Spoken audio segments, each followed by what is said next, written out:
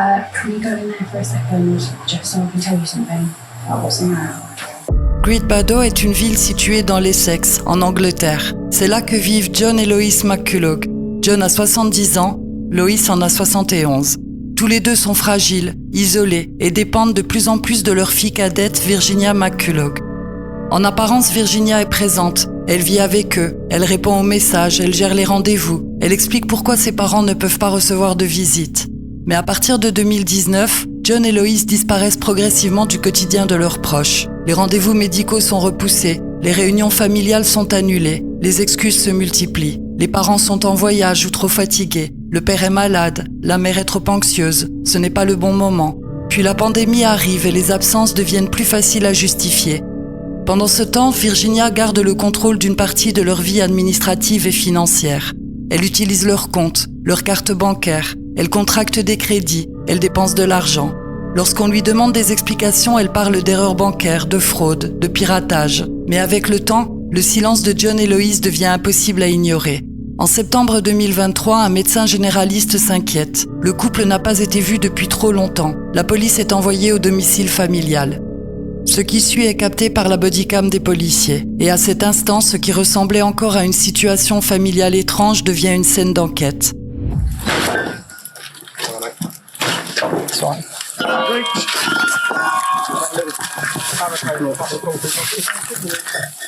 No one in here at the moment. Hold on. The police. Got it.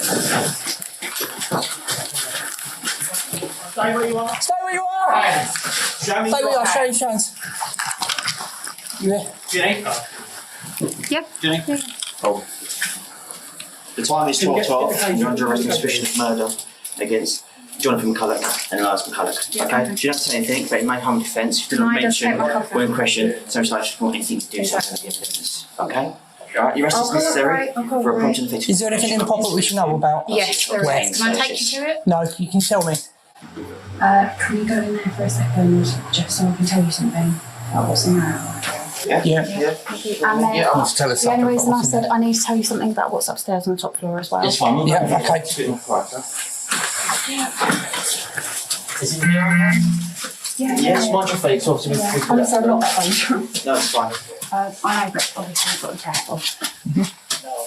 My dad's body's in there. Right, okay. Yep. Okay. Obviously I'll What about say, your mum? a little bit more complicated. Okay. Can I? That's why I said, can I go upstairs and show you? Right, can you If explain wanna it to bring us, please? Because officers, we're trying to preserve this. It's now going to be seen, so we need to preserve this the best we can. So I don't want you to have you walking up Can you there, put my all right? cup, please? Because that's for your well-being as well as ours. Oh no! Up. Okay. Up. So what? Thank you. Where And can I grab will some we find hairbands your as mum? well, if possible? Where will we find your mum? Okay, so upstairs there are about 5 wardrobes. Yep. It's behind the bed at the back next to the sink. That's the second one. I've slipped 5 of those into his drink. There were about 2 or 3 drinks that I brought downstairs. And yeah, they were basically, he didn't drink all of them. He only drank probably about half of 2. But yeah, when I went in the morning, this was before my mother.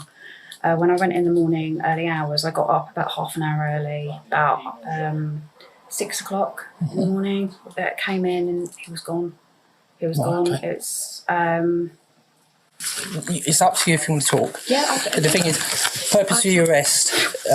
Purpose of your arrest is for a prompt, effective investigation, as well as by questioning you. We can't do that here. It needs to be done at a police station, all right? I did know that this would kind of come eventually. It's proper that I serve my punishment. So, yeah.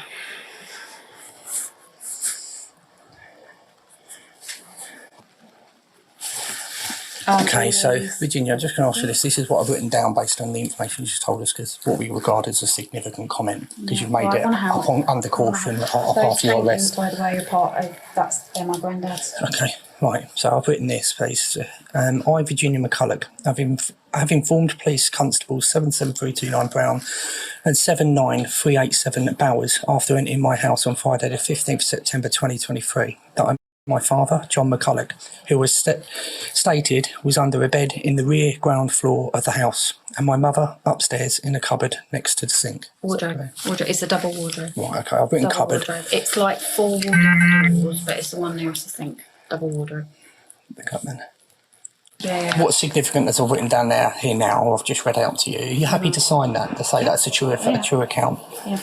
Ce qui marque dans cette séquence, ce n'est pas seulement l'aveu, c'est le calme. Virginia ne crie pas, elle semble presque soulagée que le moment soit arrivé, comme si la maison ne pouvait plus garder son secret. Cheer up, at least you caught the bad guy. I've I just know, I woken don't up seem- today I and don't- done my I job. don't- No. And I don't think Not a lot, 100% evil, but we all, yeah, I'm not going to comment on anything. It's not my job to comment on it, okay? Because I've got to be impartial with everything, okay? So I'm not going to give any comment. No, well, I mean, I deserve to obviously get whatever's coming sentence-wise, because that's the right thing to do. And that might give me a bit of peace.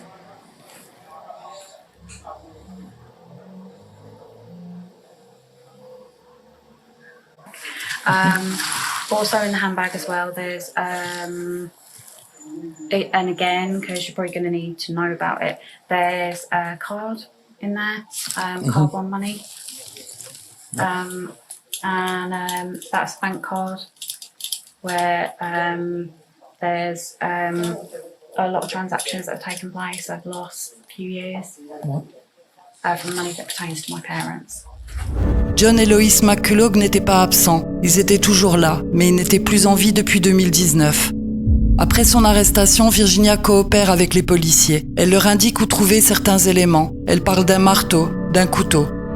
So, murder weapon is upstairs in the toilet room, kitchen knife. It's in the middle of the brown carpet, against the wall, opposite the shelves. So there are 2 long white shelves. So opposite where that wall is, that's where the knife is. So next bit is very hard to talk about. That's probably the most grisly detail. So on the ground floor, underneath the stairs, there's a few like storage boxes and things. And in the middle, I think it's in one of the boxes or in a bag or something. If you want me to shush after this, it's fine. But every bit helps. You will find forensic bits helpful. There's a hammer. I know, but I'm trying to help so you find everything. It's in the middle underneath the stairs. It will still have blood on it. It's rusted, but it will still have blood traces on it. L'enquête reconstitue ensuite ce qui s'est passé. En mai 2019, Virginia commence à accumuler des médicaments. Le 17 juin, elle prépare une boisson alcoolisée pour son père. John la boit, il ne se réveillera pas. Le lendemain, Lois, qui n'a pas bu suffisamment du cocktail mortel préparé par sa fille, est dans sa chambre. Elle écoute la radio. Virginia entre et l'attaque. Elle utilise d'abord un marteau, puis un couteau. Lois tente de se défendre. Dans la lutte, Virginia se blesse à la main. Plus tard, elle ira aux urgences en expliquant qu'elle s'est simplement coupée en préparant des légumes. Après les faits, Virginia achète des gants, des sacs de couchage et du ruban adhésif. Puis elle organise la maison. John est enveloppé dans un sac de couchage et placé au rez-de-chaussée, dans un mausolée improvisé avec des parpaings et des couvertures. Lois est dissimulée à l'étage, dans une garde-robe condamnée avec du ruban adhésif et des objets empilés devant. Le plus glaçant dans cette affaire, c'est la durée. Virginia ne fuit pas, elle reste dans la maison. Pendant plus de 4 ans, elle maintient l'illusion. Elle envoie des messages au nom de ses parents, se fait passer pour sa mère au téléphone. Elle reporte les rendez-vous médicaux, elle repousse les visites, elle continue à utiliser leur argent. Au total, plus de 150 000 livres auraient été dilapidés. Pour le monde extérieur, John et Lois sont encore vivants, simplement malades, fatigués, injoignables. En réalité, leur fille vit chaque jour à quelques mètres de ce qu'elle cache.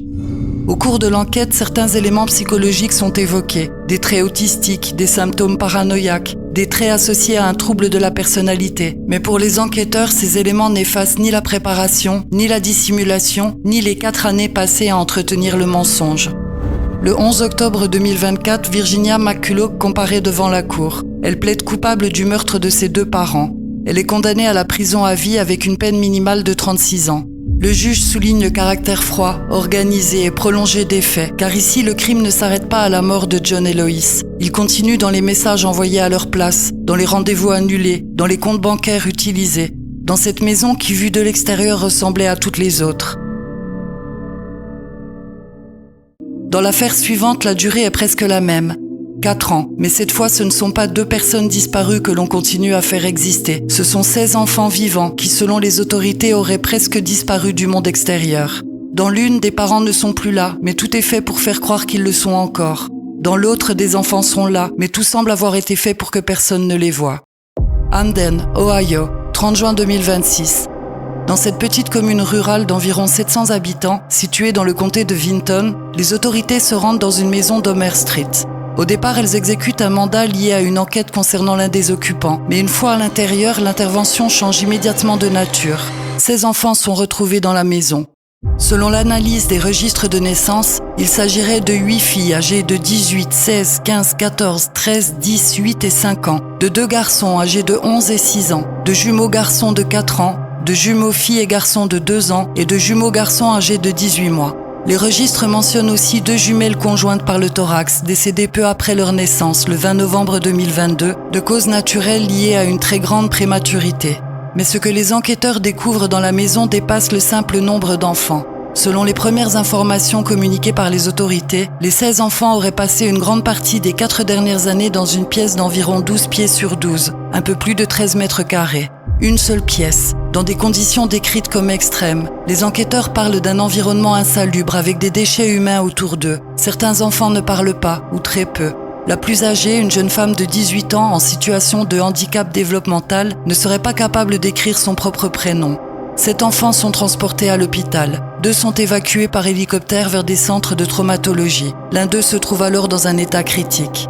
Le shérif du comté de Vinton décrit la scène comme répugnante. Il affirme que dans le secteur, certains animaux étaient parfois gardés dans de meilleures conditions que ces enfants. Il explique aussi que l'une des grandes difficultés de l'enquête est de communiquer avec eux. Certains peuvent s'exprimer, mais de manière extrêmement limitée. D'autres ne le peuvent pas du tout. Le procureur général de l'Ohio parlera, lui, de conditions dans lesquelles on n'imaginerait même pas faire vivre des adultes, encore moins des enfants. 4 adultes sont arrêtés. Elizabeth Siders, 33 ans. Gary Siders Jr., 36 ans, Gary Siders Senior, 73 ans, et Christina Siders, 67 ans. Tous les 4 sont accusés de mise en danger d'enfants, avec un chef d'accusation par enfant. Ils plaident non coupables. Leur caution est d'abord fixée à $300,000 chacun. Gary Siders Jr. fait également face à 4 chefs d'accusation distincts pour exhibitionnisme. Ces accusations ne sont pas directement liées à la mise en danger des enfants. Elles concernent des faits qui auraient eu lieu devant le domicile au mois de mai 2026. Un gag order, en français un ordre de non-divulgation, est ensuite prononcé dans son dossier. En clair, les autorités doivent limiter leurs commentaires publics afin d'éviter une médiatisation susceptible de compromettre la sélection d'un jury impartial. L'avocat de Christina Siders demande lui aussi une mesure similaire pour sa cliente. De son côté, Gary Siders Senior voit ses conditions de détention modifiées après un problème médical. Le procureur indique que les frais liés à son état de santé pourraient devenir considérables pour le comté. Il est donc prévu qu'il puisse être libéré sur engagement personnel afin de recevoir des soins. S'il quitte l'hôpital, il devra porter un bracelet électronique avec suivi GPS. Selon les documents judiciaires, Elizabeth Siders chercherait également à faire réduire sa caution dans l'espoir de retrouver ses enfants. L'affaire est encore en cours. Si toutes les charges sont retenues, les personnes mises en cause pourraient encourir jusqu'à 192 ans de prison. Mais à ce stade, il faut le rappeler, les informations disponibles viennent des autorités, des documents judiciaires et des médias locaux. Les 4 adultes restent présumés innocents tant qu'ils n'ont pas été jugés. Ce qui est déjà établi en revanche, c'est l'ampleur de la découverte. Aucun de ces enfants n'était inscrit à l'école. Les autorités affirment que la famille aurait évité les contacts avec les services administratifs, médicaux et scolaires. Autrement dit, pendant des années, ces enfants auraient vécu presque uniquement à l'intérieur de cette maison. Pas dans les registres scolaires, pas dans le quotidien du voisinage, pas dans les lieux où l'on remarque normalement qu'un enfant grandit, manque à l'appel ou a besoin d'aide. Gary Siders Jr. et Elizabeth Siders se sont mariés en 2008, en Virginie-Occidentale. Lui avait 18 ans, elle en avait 15, était enceinte de 7 mois et ses parents avaient consenti à l'union. Au fil des années, le couple semble avoir beaucoup déménagé, mais un élément ancien attire particulièrement l'attention. En 2021, Elizabeth et Gary Siders Jr. avaient déjà été visés par des procédures liées à l'absentéisme scolaire de plusieurs enfants. 6 enfants n'auraient pas passé une seule journée à l'école élémentaire d'Adaville, liée à leur ancienne adresse. Lorsque les autorités tentent ensuite de les localiser, la maison est vide. Les dossiers sont finalement clos en janvier 2022, les défendeurs étant introuvables. Cet élément est essentiel parce qu'il montre qu'un signal existait déjà plusieurs années avant la découverte de Hamden. Pas encore l'image complète, pas encore la pièce de 13 mètres carrés, pas encore les 16 enfants retrouvés dans ces conditions, mais une alerte, un signe que quelque chose ne fonctionnait pas.